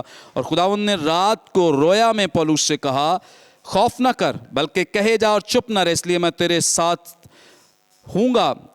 ہوں, اور کوئی شخص تجھ پر حملہ کر کے ضرر نہ پہنچا سکے گا, کیونکہ اس شہر میں میرے بہت سے لوگ ہیں. پس وہ 1.5 برس ان میں رہ کر خدا کا کلام سکھاتا رہا.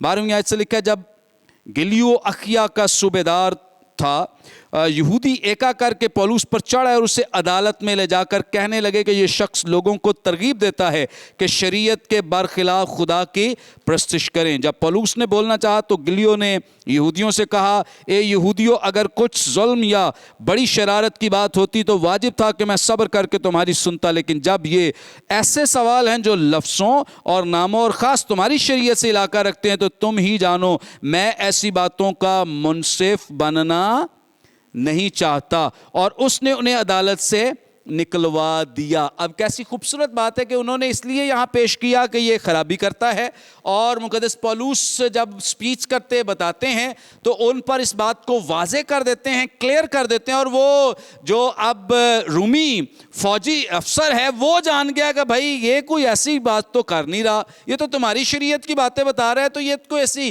خطرناک باتیں نہیں ہیں. اس لیے وہ تو مقدس پولوس نے خاص 3 مختلف سپیچز کا تذکرہ کر کے رومیوں کو بھی یہ ثابت کیا ہے کہ جو مسیحی مذہب ہے, مسیحی تعلیم ہے, یہ کسی بھی فرقے یا مذہب کے لیے خطرناک یا ڈینجرس نہیں ہے. اوکے, ایک اور اپولوجیٹکس کا سبجیکٹ جس میں موجود ہے, یہ یہودی مسیحیوں کے لیے بھی اپولوجیٹکس یا دفاع ایمان کی تعلیم دیتی یا سکھاتی ہے. اے جے مارٹل ایک بڑے زبردست اعمال کی کتاب, رومی جو روم کے یہودی مسیحی ہیں ان کے لیے لکھی گئی ہے. کن کے لیے لکھی گئی ہے؟ روم میں بسنے والے یہودی लोगों के लिए जिन्होंने अब मसीहियत में शमूलियत इख्तियार कर ली है। तो क्या आप मेरी रहनुमाई फरमाएं कि क्या मसीहियत और यहूदियत दो अलग अलग मज़हब हैं या एक ही मज़हब है? अलग हैं, ओके।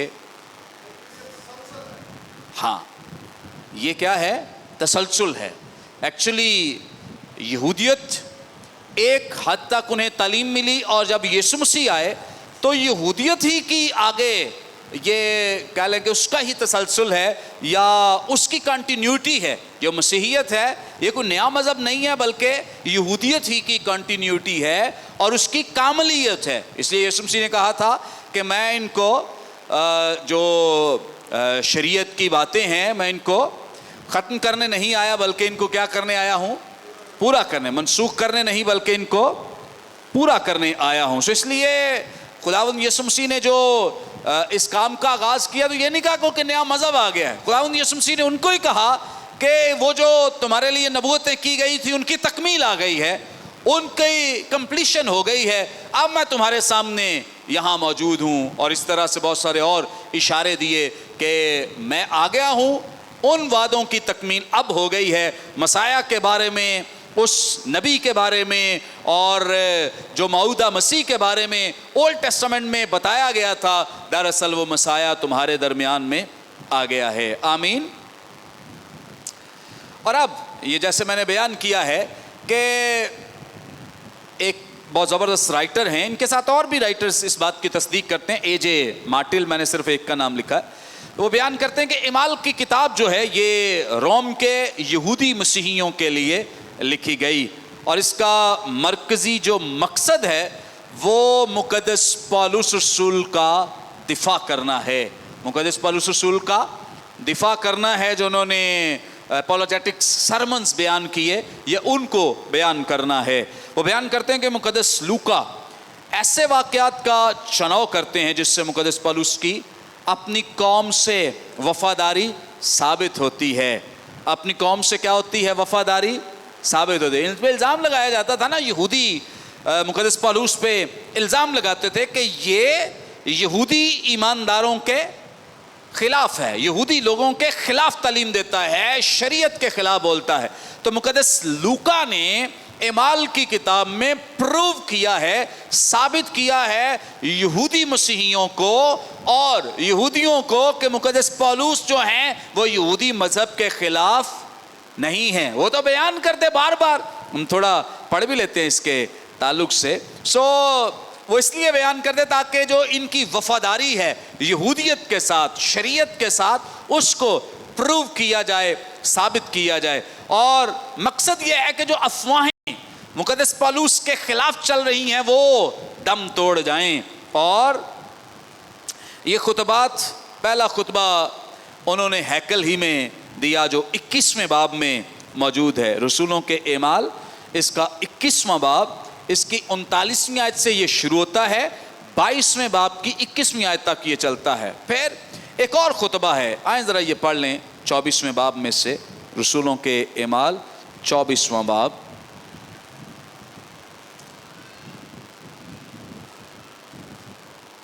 चौबीसवें बाब की वैसे तो 10वीं आयत से ये खुतबा जो है ये शुरू होता है।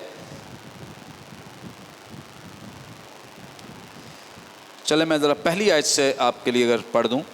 5 दिन के बाद हननिया सरदार काहिन बाज़ बुजुर्गों और तिरतुलस नाम एक वकील के साथ लेकर वहाँ आया और उन्होंने हाकिम के सामने पौलुस के ख़िलाफ़ फरियाद की।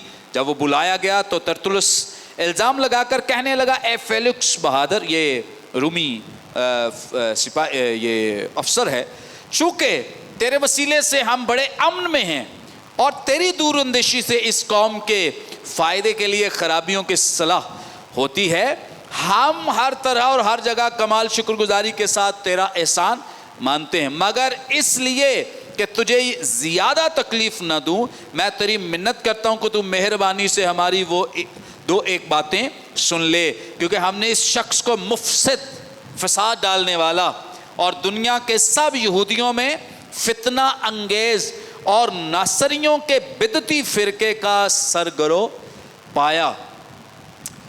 اس نے ہیکل کو ناپاک کرنے کی بھی کیا کی؟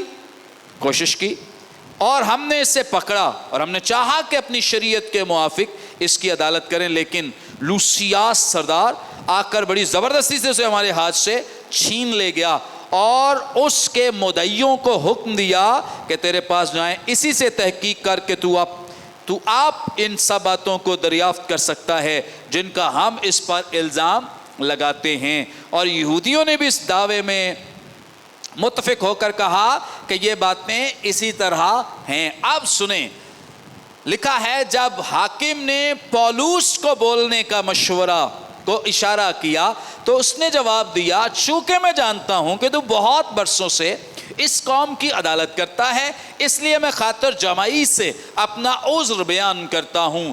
تو دریافت کر سکتا ہے کہ 12 دن سے زیادہ نہیں ہوئے کہ میں یروشلم میں کیا کرنے گیا؟ عبادت کرنے گیا تھا، اور انہوں نے مجھے نہ ہیکل میں کسی کے ساتھ بحث کرتے یا لوگوں میں فساد اٹھاتے پایا، نہ عبادت خانوں میں نہ ہی شہر میں۔ اب کہتا ہے اور نہ وہ ان باتوں کو جن کا مجھ پر الزام لگاتے ہیں تیرے سامنے ثابت کر سکتے ہیں، لیکن تیرے سامنے یہ اقرار کرتا ہوں کہ جس طریق کو وہ بدعت کہتے ہیں اسی کے مطابق میں اپنے باپ دادا کے خدا کی کیا کرتا ہوں؟ عبادت کرتا ہوں۔ وہ الزام لگاتا ہے کہ یہ یہودی مذہب کے کیا ہے؟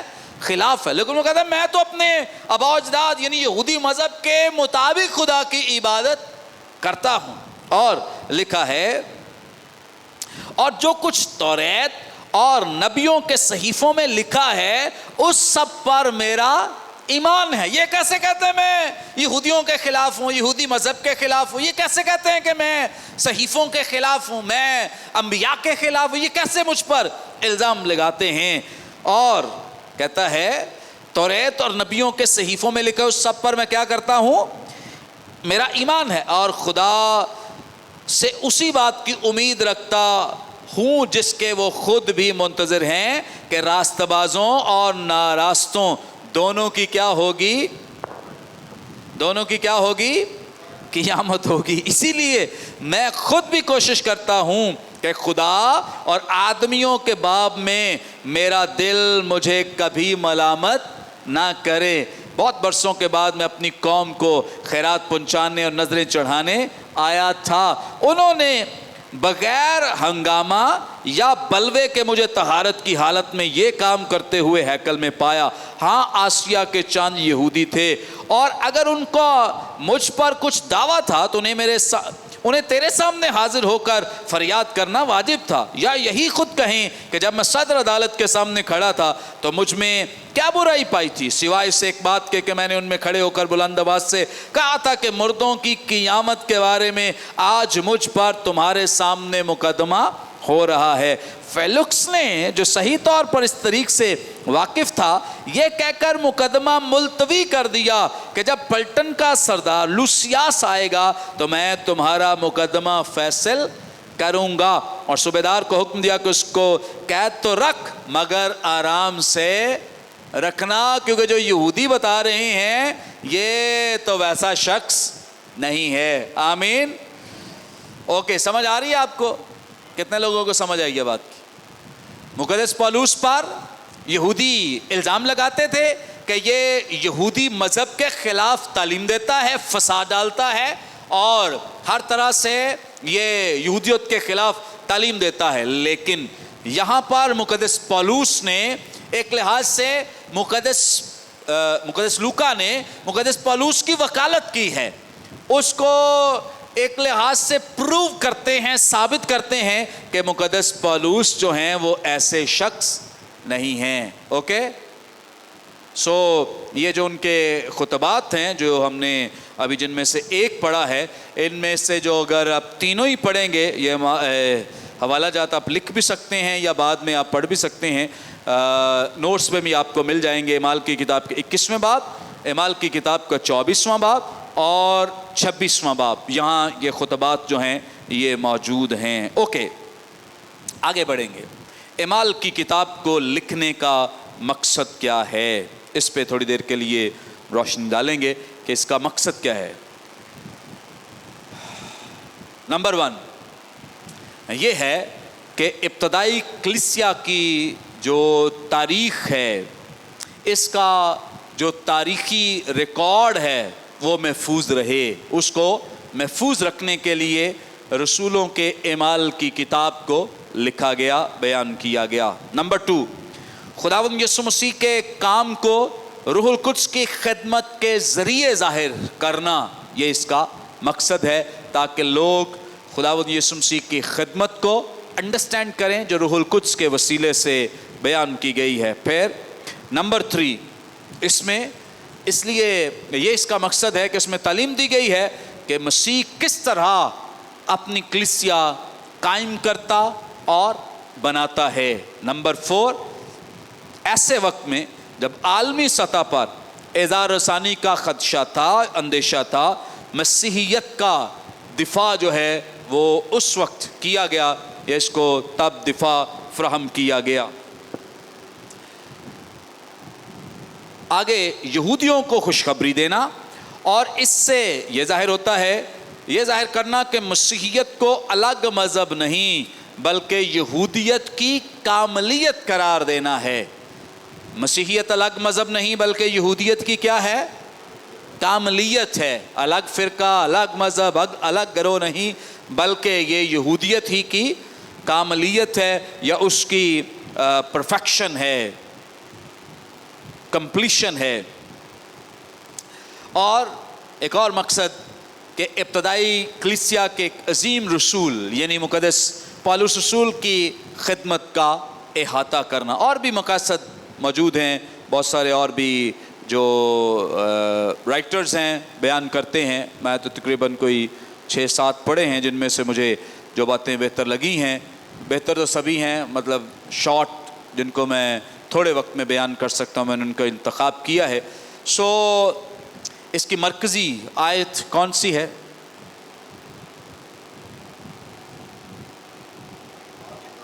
हाँ, एमाल की किताब की पहले बाब की 8वीं आयत। ज़रा ज़ुबानी सुना दें। हाँ जी। जब रूहुल कुद्स तुम पर तो तुम कुव्वत पाओगे और यरूशलेम और तमाम यहूदिया और सामरिया और ज़मीन के इंतहा तक क्या होगे? मेरे गवाह होगे। ये इसके और इसका मैंने अभी आपको डिटेल बता भी दी है कि कैसे ये आयत कंप्लीट भी होती है, मुकम्मल भी होती है। रूहुल कुद्स नाजिल हुआ है, फिर ये यरूशलेम में सबसे पहले कहाँ गवाही देना शुरू हुए हैं? यरूशलेम में। अब एमाल की किताब का जो दूसरा बाब,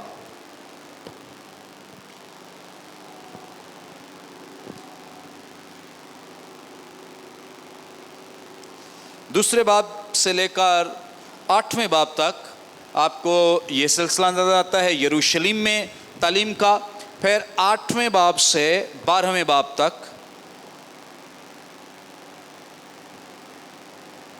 8वें बाब से 12वें बाब तक यहूदिया और सामरिया में मुनादी होती है। और इसके बाद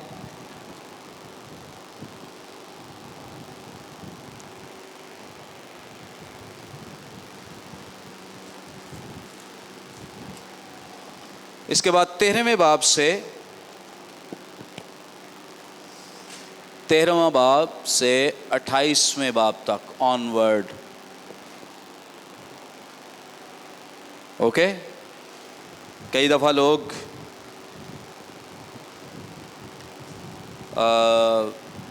सेमिनार कराते हैं एमाल की किताब का 29वां बाब, एमाल की किताब का 29वां बाब बड़ा ज़बरदस्त टॉपिक है। एमाल की किताब का कितने अबवाब हैं? 28। तो सेमिनार किस पे होता है? क्योंकि ये तसलसल है, ये ख़त्म थोड़ी हुआ है, ये क्या है? तसलसल है। ये जैसे मैंने बयान किया कि आगे से क्लोज़ नहीं है, यह चैप्टर आगे से क्लोज़ नहीं है, बंद नहीं है। इसका 28वां बाब 29वां बाब कंटिन्यू है। اور ان کی کنٹینیوٹی آج بھی چل رہی ہے, تسلسل آج بھی.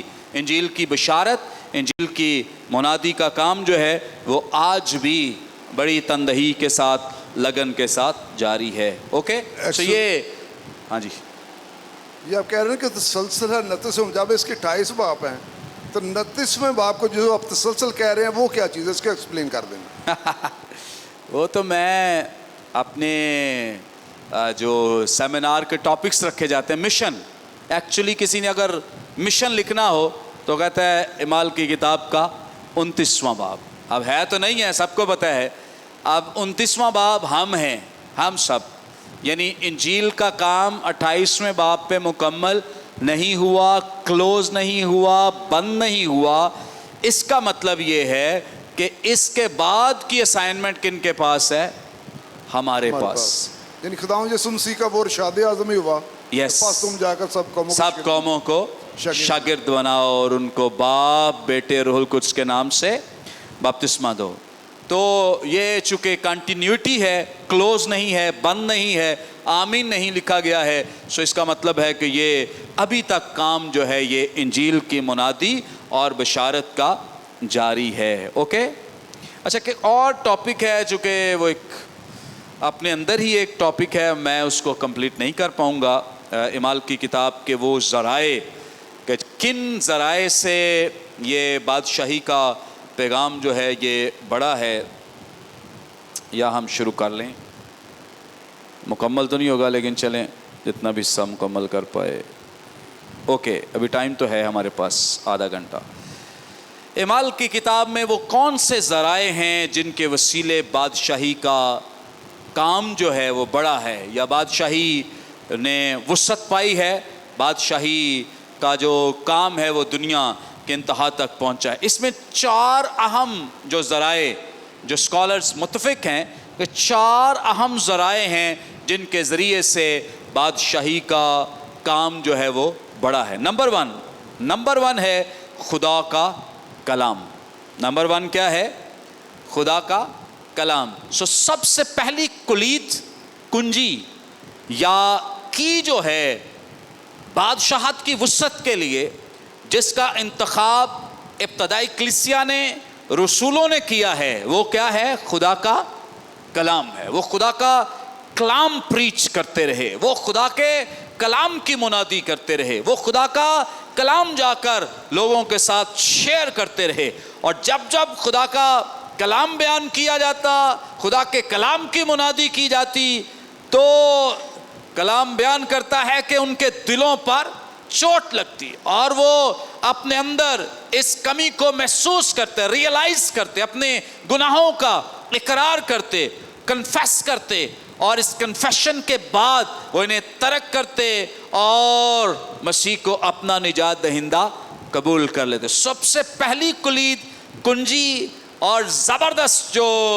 ہتھیار, ٹول جو استعمال کیا گیا, وہ کیا ہے؟ خدا کا کلام ہے. وہ کیا ہے؟ خدا کا کلام. کئی دفعہ مجھے بڑا افسوس ہوتا ہے ایسے تمام خدام پر, کلیسیاؤں پر اور بہت سارے ایسے لیڈرز پر کہ وہ اپنے چرچز میں کلام کو اتنی امپورٹنس نہیں دیتے. وہ سمجھتے نہیں ہیں, وہ دیگر چیزوں کو بڑا ضروری سمجھتے ہیں.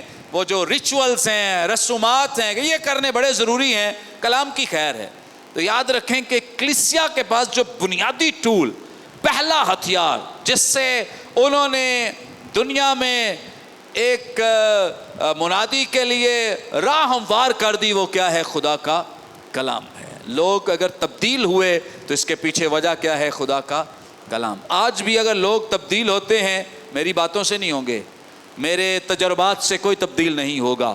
اگر کوئی زندگی بدلے گی, تبدیل ہوگی, تو وہ خدا کے کلام سے. اس لیے خدا کے کلام کو انہوں نے جہاں بھی گئے وسعت کے ساتھ, کثرت کے ساتھ بیان کیا. چند ایک حوالہ جات اس میں دیکھ لیتے ہیں. رسولوں کے اعمال اس کا 13واں باب, اگر آپ میرے ساتھ دیکھیں, رسولوں کے اعمال اس کا 13واں باب. اوکے, رسولوں کے اعمال اس کا 13واں باب اور اس کی 15ویں آیت میں لکھا ہے, ओके। फिर तौरात और नबियों की किताब के पढ़ने के बाद इबादत खाने के सरदारों ने उन्हें कहला भेजा कि ए भाइयों, अगर लोगों की नसीहत के वास्ते तुम्हारे दिल में कोई बात हो तो बयान करो। लोगों की नसीहत के वास्ते कोई बात बयान हो तो बयान करो। फिर लिखा है, पस पौलुस ने खड़े होकर और हाथ से इशारा करके कहा, ए इस्राएलियों और खुदा तरसो सुनो। यहाँ एक और सरमन जो है वो शुरू होता है, मैसेज पैगाम शुरू होता है। सो इसे नसीहत का कलाम भी कहा गया है। खुदा के कलाम को नसीहत का कलाम। अगर आपने किसी को नसीहत करनी है तो कहाँ से कर सकते हैं? कलाम से। हमारे यहाँ पे एक शौकत साहब हैं, उनके पास नसीहत के और बड़े क्या कहता है ये चुटकुले हैं। तो कलाम रहनुमाई करता है कि अगर आपने किसी को रहनुमाई करनी है तो कहाँ से? चुटकुलों से नहीं, कहानियों से नहीं, स्टोरीज से नहीं, या अपने तजुर्बात से नहीं, बल्कि क्या लॉजिक है हमारे पास? खुदा का कलाम। क्या है? खुदा का कलाम। सो बहुत ज़बरदस्त है कि अगर आप बच्चों को नसीहत करते हैं, मेरी वाइफ अक्सर ही बच्चों को मुख्तलिफ़ तरीक़ों से खुदा के कलाम के मुख्तलिफ़ हवालाजात, पैसेजेस को, स्टोरीज़ को लेकर उन्हें गाइड करती रहती, रहनुमाई करती रहती हैं।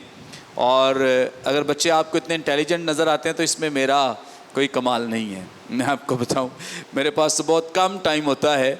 घर में भी मैं बहुत बिज़ी हूं क्योंकि मैं सारा ये पढ़ने पढ़ाने का काम है, लेकिन ज़्यादातर जो सिखाने का अमल है वो मेरी वाइफ ही करती है बच्चों की ज़िंदगी में। सो आप भी अपने बच्चों को अगर नसीहत करते हैं, कुछ सिखाना चाहते हैं, समझाना चाहते हैं, तो आपके पास बुनियादी जो टूल है, जो हथियार है, वो क्या है? खुदा का कलाम है। अगर आप कलाम से उन्हें समझाएंगे तो उन्हें जल्दी समझ आ जाएगी, क्योंकि फिर आप नहीं समझा रहे, कोई और ताकत है जो उन्हें समझाएगी। बहुत सारी बातें आप नहीं सिखा सकते हैं, लेकिन खुदा का पाक रूह है जो कलाम के वसीले से रहनुमाई करता, बोलता है। सो कलाम को इस्तेमाल करें। फिर इसे रसूलों के एमाल के 13वें बाब की 26वीं आयत अगर हम देखें तो यहाँ पर लिखा है, ए भाइयों, अब्राहम के फर्जंदों और एक खुदा तरसो, इस निजात का कलाम हमारे पास भेजा गया। तो कलाम को निजात का कलाम भी कहा गया है। क्या कहा गया है इसे? निजात का कलाम। कि ये निजात का कलाम है जो हमें निजात की खुशखबरी देता है, निजात की तालीम देता है, और निजात के बारे में जो डॉक्ट्राइन है, तालीम है, वो फ्राहम करता है। सो अगर आप किसी को साल्वेशन के बारे में, निजात के बारे में सिखाना चाहते हैं तो अपनी मिसालें नहीं बल्कि खुदा का कलाम। क्या चीज़? खुदा का कलाम सिखाएं। Praise God. फिर इस कलाम को 14वें बाब की अगर हम 3री आयत देखें, लिखा है, बस वो बहुत अरसे तक वहाँ रहे और खुदावंद के भरोसे पर दलेरी से कलाम करते थे, और वो उनके हाथों से निशान और अजीब काम करा कर अपने फजल के कलाम की गवाही देता था। यहाँ खुदा के कलाम को फजल का कलाम भी कहा गया है। क्या है ये? खुदा के फजल का कलाम है। फिर इसे 15वें बाब की 7वीं आयत अगर देख लें,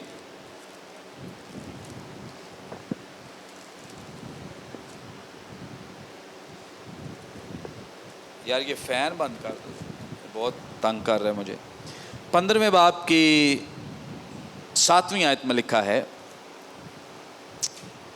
और बहुत बहस के बाद पतरस ने खड़े होकर उनसे कहा, ए भाइयों, तुम जानते हो कि बहुत अरसा हुआ जब खुदा ने तुम लोगों में से मुझे चुना कि गैर कौमें मेरी ज़ुबान से खुशखबरी का कलाम। कौन सा कलाम? खुशखबरी का कलाम। तो बाइबल मुकद्दस यानी खुदा के कलाम को खुशखबरी का कलाम भी कहा गया है। फिर इसे 16वें बाब में खुदावंद का कलाम, फिर 26वें बाब में सच्चाई का कलाम भी कहा गया है। आमीन। सो मुख्तलिफ तरीक़ों से कलाम को लोगों के सामने बयान किया गया, पेश किया गया। अब ये खुदा के कलाम को बड़ी महारत के साथ इस्तेमाल करते हैं। इसका भी तज़किरा मुक़द्दस लूका ने बयान किया है। अगर आप मेरे साथ देखें 4 बाब, मैं चाहता हूँ आप ज़्यादा से ज़्यादा इमाल की किताब में रहें ताकि इसको अंडरस्टैंड करें। 29वीं आयत में ज़रा देखें, 4 बाब की 29वीं आयत, यहाँ पर लिखा है, अब एक खुदावंद उनकी धमकियों को देख और अपने बंदों को ये तौफीक दे कि वो तेरा कलाम कमाल दलेरी के साथ, कैसे, ये उनकी स्ट्रैटेजी है, ये उनका तरीक़ेकार है, ये उनकी महारत है कि वो खुदा के कलाम के लिए दुआ करें कि हमें दलेरी बख्श ताकि हम इस कलाम को कैसे सुनाएं, दलेरी के साथ। कैसे सुनाएं? दलेरी के साथ। बहुत सारे खादम बड़े बुज़दिल खादिम होते हैं, वो अपनी कलीसिया में भी दलेरी के साथ कलाम नहीं सुना पाते। उन्हें डर लगता है ये कलाम एल्डर साहब को लगना है, ये कलाम डीकन को लगना है, ये कलाम फलां बहन जो दाई की बड़ी देती है उसको लगना है, तो वो मोहतात रहते हैं कि इस तरह के कलाम, ये बुज़दिली है। ये क्या है? बुज़दिली है, खौफ है लोगों का। फिर जब इंजील की बशारत मुनादी का काम किया जाता है तो अपने ईमान के दिफा के लिए वो कभी भी किसी गैर मसीही से बात करने से झिझकते हैं, डरते हैं। तो कलाम जो है ये दलेरी का काम है, इसलिए वो तमाम खादिम जो बुज़दिली का मुज़ाहरा करते हैं उन्हें अच्छा है कि हिकमत के साथ और दलेरी के साथ खुदा के कलाम को प्रीच करें। कैसे? हिकमत और दलेरी। हिकमत भी होनी चाहिए, ऐसा नहीं कि आप गैर मसीहों में जाके तो उनके मज़हब पे कोई ऐसे इल्ज़ाम लगाएं, बात करें, तो ये हिकमत नहीं है। मैं अक्सर नोट करता हूँ कि आप मार्केट में जाते हैं तो हर दुकान के साथ, और एक ही तरह की, अगर कपड़े की दुकान है, एक ही कपड़े की दुकानों से पूरी मार्केट भरी हुई है, लेकिन आप किसी दुकानदार से ये नहीं सुनेंगे उसने गंदा कपड़ा रखा हुआ है।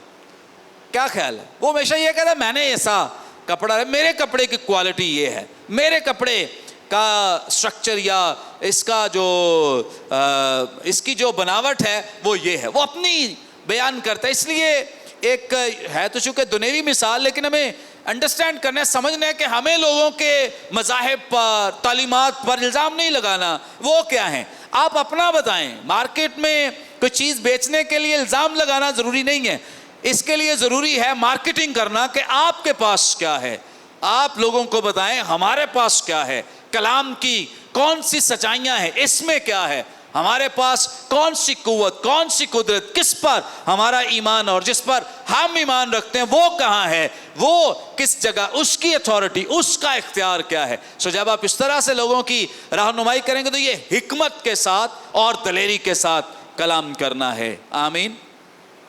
फिर उन्होंने एक ये स्ट्रेटजी इस्तेमाल की, फिर उन्होंने मुख्तलिफ जगहों पर गवाही के ज़रिए से, कैसे?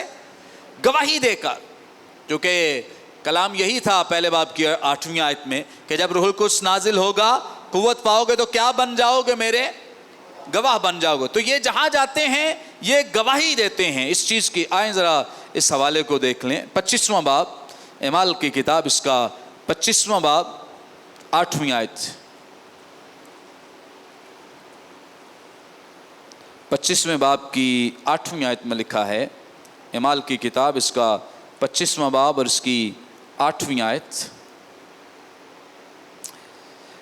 लेकिन पौलुस ने ये उज़्र किया कि मैंने न तो कुछ यहूदियों की शरीयत का गुनाह किया है, ना हैकल का, ना ही कैसर का। अब यहाँ जो मुक़द्दस पौलुस की फेस्तुस के सूबे में एक ज़बरदस्त गवाही है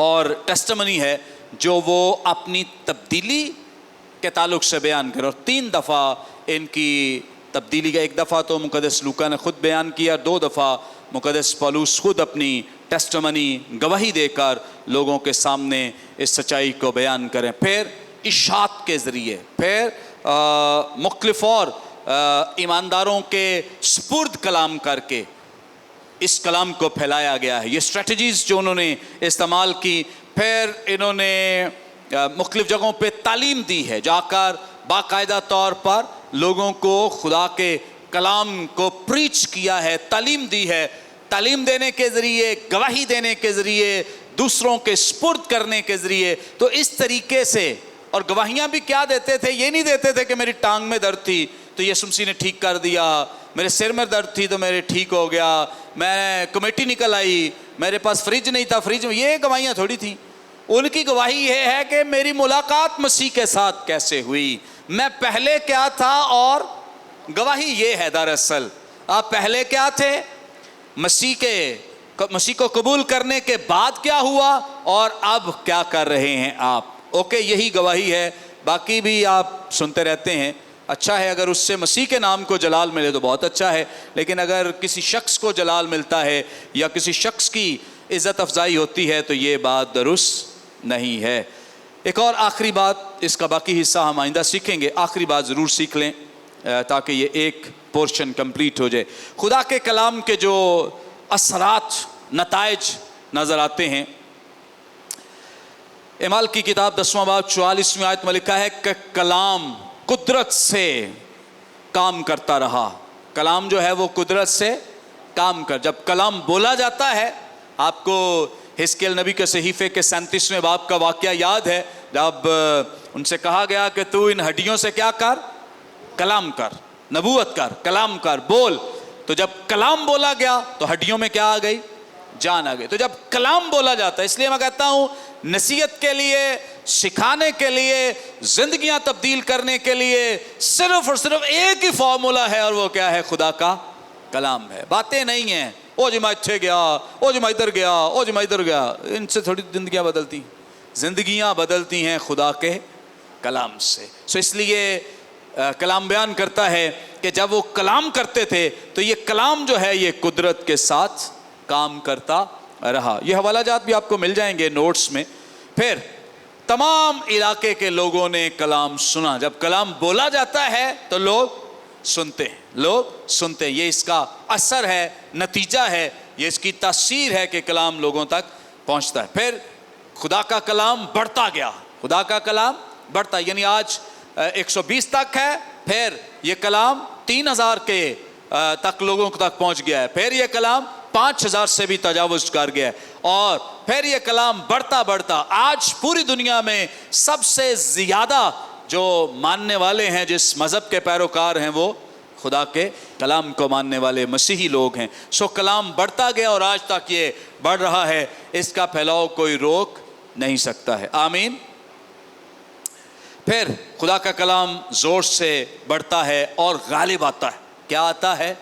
गालिब आता है। आज भी जब हम खुदा के कलाम को बोलेंगे, प्रीच करेंगे, कलाम सुनाएंगे, कलाम की मुनादी करेंगे, तो मैं चाहता हूँ कि जो BGM बाइबल कॉलेज के स्टूडेंट्स हैं, आप कलाम के मुनाद बने। आप देखें हमारा इंतखाब, चुनाव फैकल्टी को लेकर ऐसे खुदाम का चुनाव है कि जिनको हम समझते हैं कि ये कलाम के खादिम हैं। ये क्या हैं?